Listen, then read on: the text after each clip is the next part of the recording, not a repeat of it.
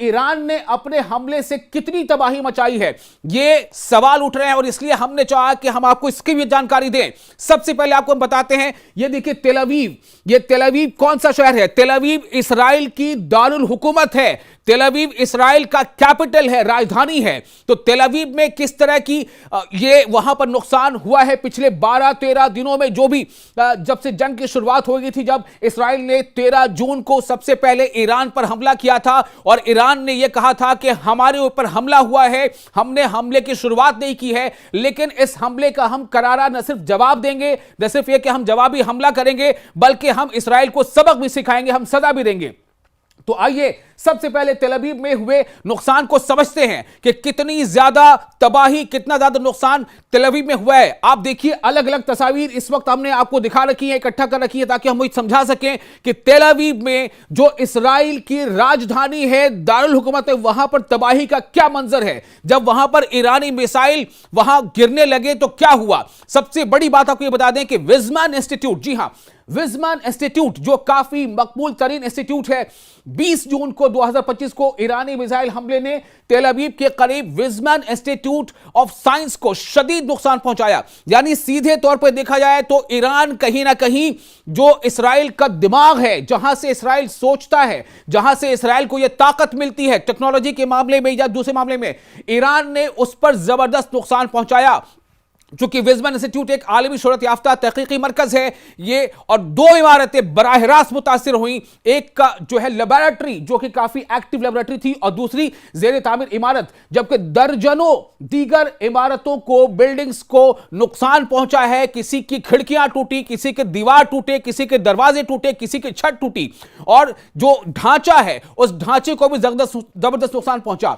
इसमें यह आपको बताना चाह रहे हैं कि साइंसी तहकीक को बरसों के लिए रोक दिया गया है। तो यह कहीं ना कहीं इसराइल को एक जबरदस्त नुकसान, ईरान के हमले के नतीजे में यह नुकसान उठाना पड़ा। तेल अवीव, फिर से आपको बता रहे हैं, तेल अवीव जो इसराइल की दारुल हुकूमत, वहां इसराइल की में जो वहां पर तबाही हुई है, ईरान के मिसाइलों ने तबाही मचाई।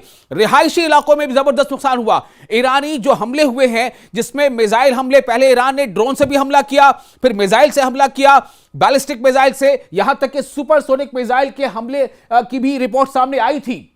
और यह भी बताया गया था कि किस तरह से सिज्जील मिसाइल का इस्तेमाल किया गया, खैबर शिकन मिसाइल का इस्तेमाल किया गया, और इनमें से अक्सर मिसाइल जो है वो इंटरसेप्ट किए गए, लेकिन जो मिसाइल गिरे उसने जबरदस्त तबाही मचाई। ईरानी मिसाइलों ने तेल अवीव और करीबी शहर बातियाम में रिहायशी इलाकों को जबरदस्त तरीके से नुकसान पहुंचाया।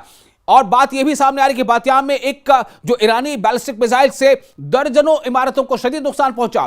खिड़कियां टूट गई, दरवाजे टूट गए, छज्जे गिर गए, छतों को नुकसान पहुंचा, लोग भागते दौड़ते नजर आए। यहां तक कि हालात ऐसे भी हुए कि कुछ बंकरों को भी नुकसान पहुंचा, जो बंकर्स बनाए गए थे जेरे जमीन ताकि वहां पर लोग महफूज रह सकें। उसमें खबरें ये आई कि कुछ बंकरों को भी नुकसान पहुंचा। अब आप अंदाजा कीजिए कि जब बंकर्स भी महफूज नहीं रह पाए होंगे तेल अवीव में, बंकरों को नुकसान पहुंचा होगा, तो इससे आप क्या अंदाजा कर सकते हैं कि किस तरह से इसराइली अवाम के जहन में ईरानी हमले जो है वो लगातार उनकी गूंज उनके दिमाग में बन गई है। तो इसराइली हुकाम का जो रिपोर्ट्स है, हम इसराइल को ही कोट कर रहे हैं, इसराइली हुकाम के रिपोर्ट के मुताबिक 13 से लेकर के आगे लगातार जो हमले होते रहे हैं 22-23 तक, तो उसमें हमलों में तेल अवीव, हाइफा और दीगर शहरों में मजमूई तौर पर तकरीबन 30 लोगों के रिपोर्ट की सामने आ रही है कि 30 लोग मारे गए हैं, उनकी जानें चली गई हैं। हम आपको हाइफा की कहानी थोड़ी देर में दिखाएंगे, पहले अभी हम आपको जिक्र कर रहे हैं कि किस तरह से तेल अवीव में जबरदस्त नुकसान पहुंचा है। और जिन लोगों का जिसमें जाने गई उन्हें कुछ बच्चे भी शामिल हैं। तो ये वो हाल है कि बातियाम में घर तो तबाह हुए और रिहायशी इलाकों को नुकसान पहुंचा। अब आपको बताते हैं कि तेल अवीव में फौजी अड्डों पर कैसे निशाना साधा था और फौजी अड्डों पर क्या नुकसान हुआ है। ईरान ने दावा किया कि तेल अवीव के अलावा नेवातीम और इसके अलावा तेलनोफ और ओदा, यानी ये सब अलग अलग शहर है, तेलनोफ और ओदा एयर बेसिस जैसे फौजी जो एस्टैब्लिशमेंट्स हैं, फौजी अहदाफ हैं, उन्हें भी निशाना बनाया गया।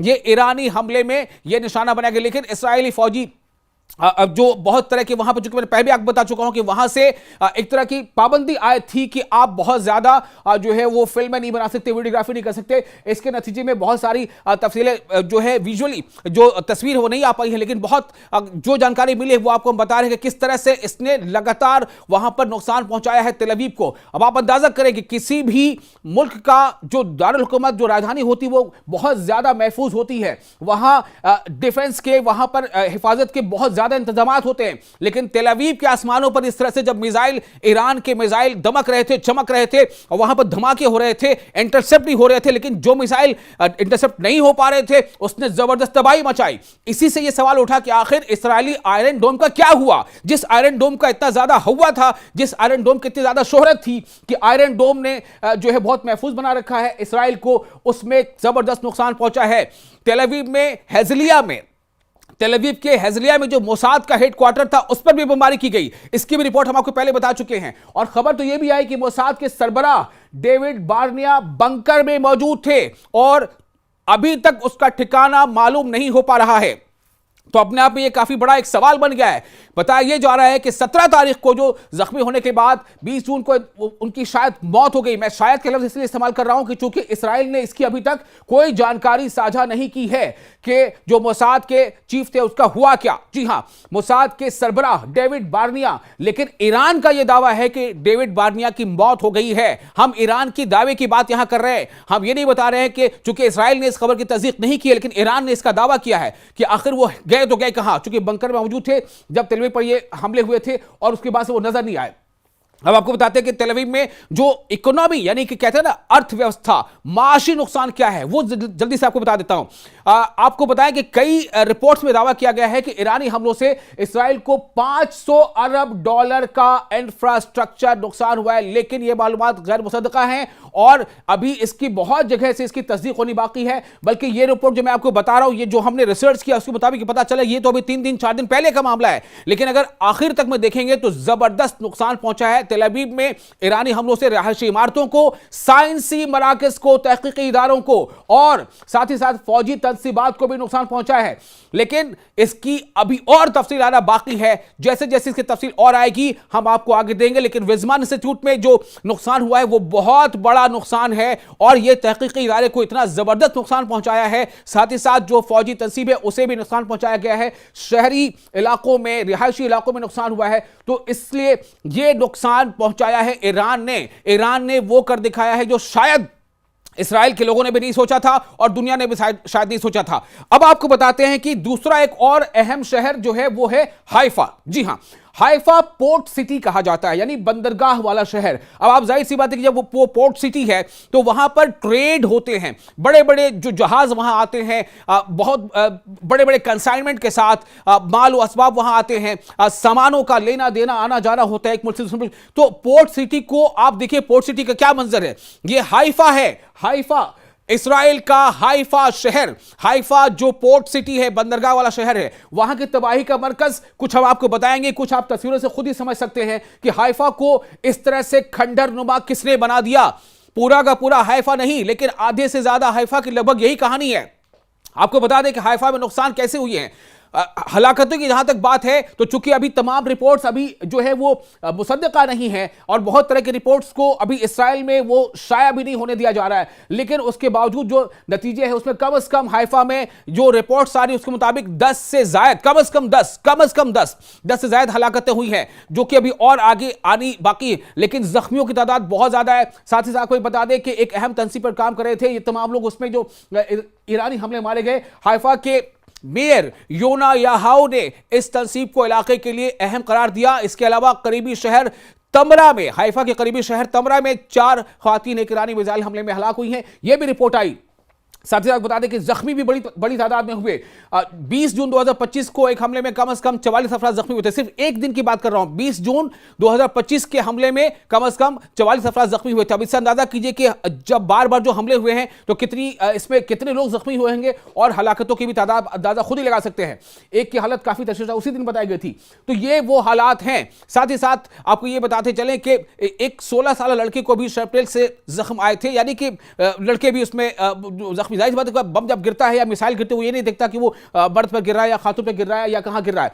तो लेकिन ये हलाकतों की तस्वीर है। सबसे अहम बात यह है कि हाइफा को इतना नुकसान पहुंचा है कि कई लोग और कई बड़ी बड़ी कंपनियां वहां से चली गई, क्योंकि कंपनियों को इसका नुकसान उठाना पड़ रहा था, क्योंकि अगर वो कंपनियां वहां रहती है तो उनको फायदा नहीं था, उनकी इमारतों को गिर रहे थे, इमारतें तबाह हो रही थी, और ये जो है वहां की हलाकत का नतीजा है। अब आपको बताते हैं कि एक बड़ा मतलब खबर है, खबर के मुताबिक जो रिपोर्ट सामने आई है कि दिल का दौरा पड़ने से भी खातून का जो है वो उसकी मौत हो गई। हाइफा की कहानी बता रहे हैं, लेकिन ये कहां, ये हम आपको इसलिए बता रहे हैं कि दरअसल ये खातून जब इसराइल पर जब हमला हो रहा था ईरान का, तो ये खातून बंकर में थी, लेकिन बंकर में होने के बावजूद उसके अंदर जो है इस तरह का डर या खौफ आ गया कि उसकी मौत हो गई है दिल का दौरा पड़ने से। अब आपको बताते हैं कि जो अहम इंस्टॉलेशन है वो क्या क्या नुकसान के दायरे में आए। हाइफा में वाक़े बजान ऑयल रिफाइनरी, जो इसराइल की सबसे बड़ी ऑयल रिफाइनरी तस्वर की जाती है, उसको जबरदस्त नुकसान पहुंचा मिसाइल हमले में। ईरानी मिसाइल हमलों का जो बुनियादी हदफ थी ये ऑयल रिफाइनरी बताया गया, चूंकि ऑयल रिफाइनरी को मैंने आपको क्या बताया पहले, तेल अवीव में ऐसे मरकज को खास तौर से निशाना बनाया गया जो तहकीकी मराकज थे और जो फौजी अहदाफ थे। उसके अलावा हाइफा में जो पोर्ट सिटी है वहां के पोर्ट मराकज को और ऑयल रिफाइनरी को निशाना बनाया गया। ये तमाम जो हमले हुए हैं या निशाना बनाया गया है, ये वही 15 से 13 के बाद से, यानी 13 जून को जब इसराइल ने पहला हमला किया था, तो 13 जून से लेकर के ये अभी जंग बंदी तक में ये तमाम हमले की तफसील आपको हम बता रहे हैं। अलग अलग हमलों में अलग अलग चीजें हुई हैं। तो हाइफा में रिफाइनरी के पाइपलाइनों को, ट्रांसमिशन लाइनों को नुकसान पहुंचा, जिससे ऑपरेशन मुअत्तल हो गए, और यहां तक कि एक हमले में 3 मुलाजिमीन हलाक हुए थे। किसी एक हमले की बात कर रहे हैं, हर दिन तो कई मामले हुए हैं। और रिफाइनरी के करीब आग लगने की इत्तलात भी मौसूल हुई थी, जो हमने आपको बर वक्त बताया भी था। 16 जून को जो हाइफा पोर्ट के करीब एक और पावर प्लांट में आग लग गई, यानी कि ऑयल रिफाइनरी पावर प्लांट, जिससे तवानाई के बुनियादी ढांचे को जबरदस्त नुकसान पहुंचा। यह भी कहानी कहां की है, यह हाइफा की है। जी हां, हाइफा यानी जो इसराइल का एक ऐसा बड़ा शहर हाइफा, जहां पे जो बहुत बड़ा उसको कहा जाता है कि वो माशी राजधानी है, माशी कैपिटल है, यानी कि वहां पर वो जो शहर ऐसा है जो इसराइल की मईशत में अपना बहुत बड़ा कंट्रीब्यूशन देता है। तो 20 जून को एक ईरानी मिसाइल ने हाइफा के वस्त शहर में वाक़े उस्मानी दौर के अल जरीना मस्जिद को भी नुकसान पहुंचाया था। यह भी एक हमले का वहां पर एक नुकसान तस्वर किया जा रहा है।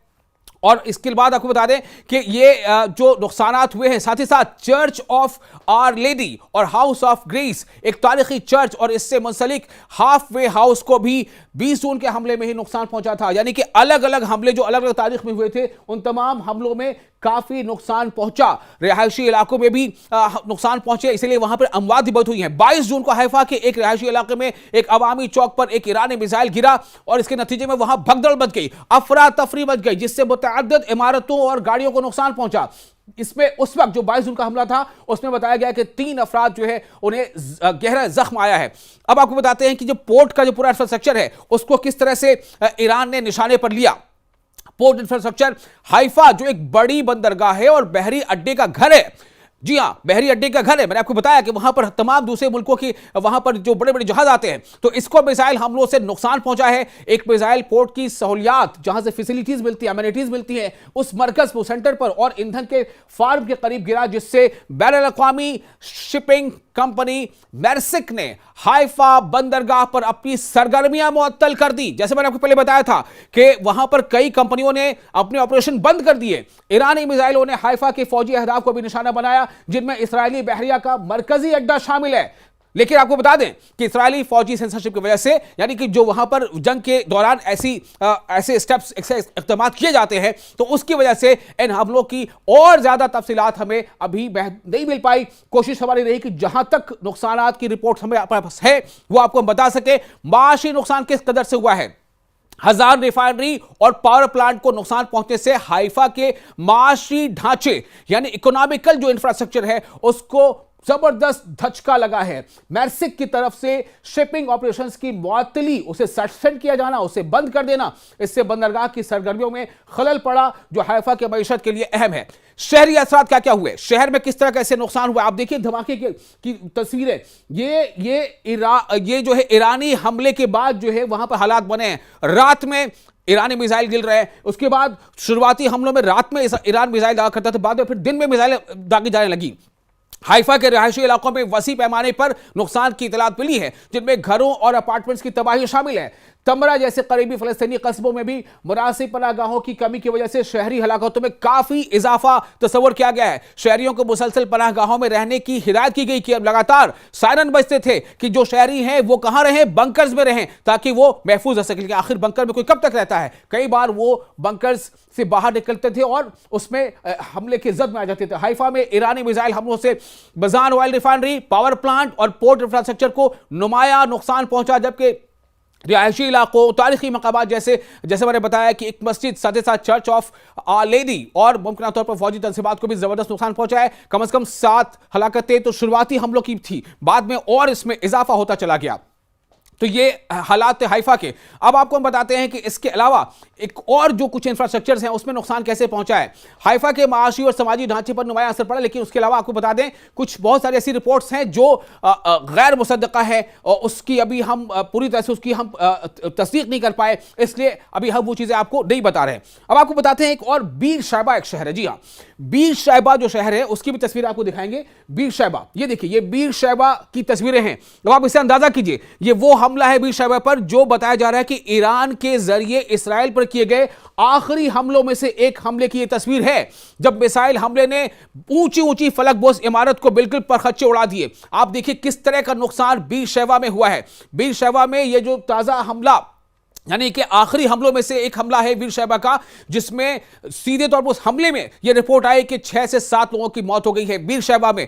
बीर शैबा के बारे में बताया जाता है कि ये सदर जो है वो इसराइल का हिस्सा है, और इस यानी कि ईरानी हमलों में ईरान ने किसी एक हिस्से को निशाना नहीं बनाया, वो नदर्न इसराइल को भी निशाना बनाते थे, सेंट्रल इसराइल को भी निशाना बनाया और सदर्न इसराइल को भी निशाना बनाया है। ये अभी हम आपको सिर्फ ये बता रहे हैं कि ईरानी हमले का इसराइल पर कितना असर हुआ है। हम कुछ और दूसरे एपिसोड में भी आपको और आगे दूसरे हमले की जिक्र करेंगे। तो ये बीर शैबा की तस्वीरें हैं जो इस वक्त आप देख रहे हैं। जंगबंदी के निफाज से कबल ईरान के इसराइल पर मिसाइल हमले में जितने भी नुकसान हुए हैं वो तमाम नुकसान। अब ये देखिए यरूशलेम, आप देखिए यरूशलेम की तस्वीरें। यहां पर जब हमले हो रहे थे तो जो आप आसमान में तारे जैसे टिमटिमाती तस्वीरें देख रहे हैं ना, ये वो ईरानी ड्रोन हैं या मिसाइल हैं, उनके हमले की तस्वीरें हैं। इनमें से बेशक ईरान के कुछ मिसाइल्स को इंटरसेप्ट कर लिया गया, यानी हवा में उसे नकारा बना दिया, लेकिन बहुत सारे मिसाइल वो गिरने में कामयाब हुए, जिसके नतीजे में धमाके हुए। और धमाके के बाद जो आप देख रहे हैं यहां पर जो गुबार उठा है, धुएं का गुबार उठा है, तो वो तमाम तस्वीरें ये बताती हैं कि किस तरह से इसराइल को जबरदस्त नुकसान उठाना पड़ा है। यानी कि ईरान से पंगा लेना, ईरान से जंग की शुरुआत कर लेना, ईरान को मैदान जंग में घसीट लाना इसराइल के लिए कहीं से भी बहुत आसान नहीं रहा है। इसराइल को इसकी भारी कीमत चुकानी पड़ी है, और इसीलिए यह रिपोर्ट्स भी आती रही कि इसराइली अवाम अक्सर शहरों से जहां पर ईरानी हमले हो रहे थे वहां से उस शहर को छोड़कर जाती देखी गई, क्योंकि वहां पर अभी एयरपोर्ट्स तमाम के तमाम बंद थे। इसलिए वो एयरपोर्ट के जरिए या एरोप्लेन के जरिए कहीं बाहर नहीं जा पाए मुल्क छोड़कर। लेकिन यहां तक खबरें आई कि वो समंदर के रास्ते से नावों पर सवार होकर वहां जो इस्राएली अवाम है वो उस शहर को छोड़कर जाते नजर आए। ये देखिए यरूशलेम पर किस तरह से वहां मिसाइल गिर रहे थे या फिर वहां ड्रोन हमले हो रहे थे। ये देखिए कितनी जबरदस्त, जिसको कहते हैं बराज ऑफ मिसाइल्स, एक साथ कई मिसाइल्स को छोड़ा जाना। तो इस तरह लगातार जो हमले हुए हैं इसराइल पर, ईरान के हमले, इसको ऐसा समझा जा रहा था कि शायद ऐसे हमले इसराइल पर कोई नहीं कर सकता, लेकिन ईरान ने वो कर दिखाया है जिसकी तवक्को शायद इसराइल नहीं कर रहा था।